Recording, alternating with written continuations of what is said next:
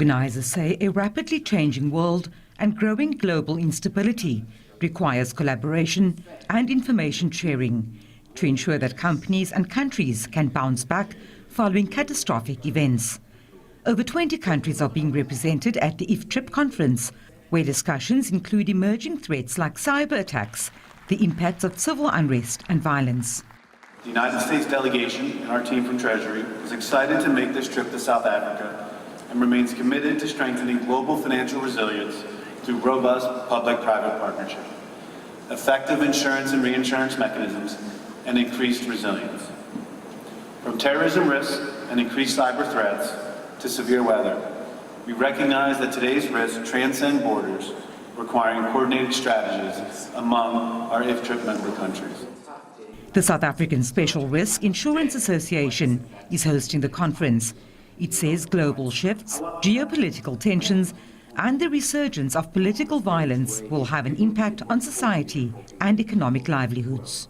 You've had, for instance, the Ukraine-Russia war that is ongoing. You've got challenges of what's happening in Sudan and so on. So you've got these geopolitical disputes, and these disputes, for them to be resolved, the world has to come together and say, how do we collaborate? How do we build resilience to ensure that we are able to manage this risk? Certain things that were certain before these elections are no longer certain.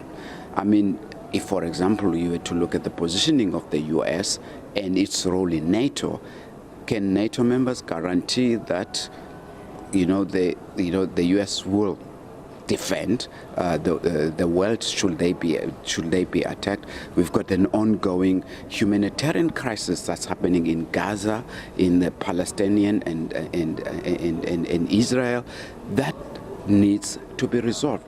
Delegates representing Central, West and East Africa say the region has now become known as the centers of terrorism attacks, and along with the rising human toll, the destruction of critical infrastructure meant for improving the lives of citizens during terrorist attacks should not be understated or ignored. We have critical infrastructures being destroyed by terrorist groups.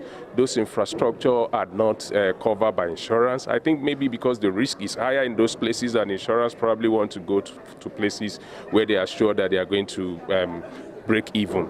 But I think it's a learning for those regions, and I think there's a big learning for us to learn from South Africa that is taking lead in that regard, and much more importantly that the conference is holding for the first time in Africa and is holding in South Africa. So South Africa is providing that leadership, but a lot that needs to be extended to the communities where critical infrastructures are being destroyed by terrorist groups. In East Africa, Al-Shabaab is the leading terrorist organization there, attacking telecom properties, bridges, roads, hospitals, schools. The same in Central Africa, the same in West Africa.